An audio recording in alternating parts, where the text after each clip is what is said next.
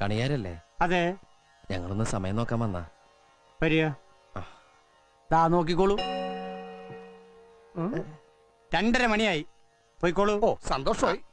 അതല്ല, ഒരു കല്യാണത്തിന് കുരുത്തം നോക്കി മുഹൂർത്തം മുറിക്കാൻ വന്ന. അല്ല, പൊരുത്തം നോക്കി മുഹൂർത്തം കുറിക്കാൻ വന്ന. ഇതിനൊക്കെ പകല് വന്നുകൂടെ?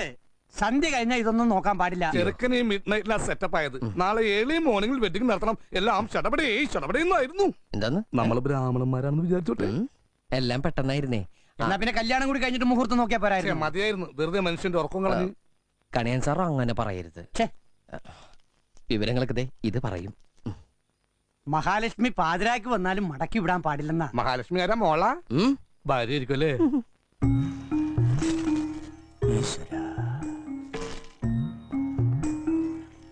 ജാതകങ്ങൾ തമ്മിൽ ചേർച്ചക്കുറവൊന്നും. 10-7 പൊരുത്തവും ഉണ്ട്. പക്ഷേ ഒരു കുഴപ്പം കാണുന്നുണ്ടല്ലോ. ഇന്നത്തെ കാലത്ത് അതൊക്കെ നോക്കുമെന്നറിയില്ല. ആ കൈ ഇങ്ങോട്ട് നീട്ടിയേ, ഇതങ്ങോട്ട് പിടിക്ക. ഇപ്പൊ എല്ലാം ശരിയായില്ലേ? ഉഷ്ണം ഉഷ്ണേന ശാന്തി കൃഷ്ണ എന്നാണല്ലോ ചൊല്ലേ. പുതിയ പഴഞ്ചൊല്ല കഴിഞ്ഞ ആഴ്ച റിലീസായുള്ളൂ.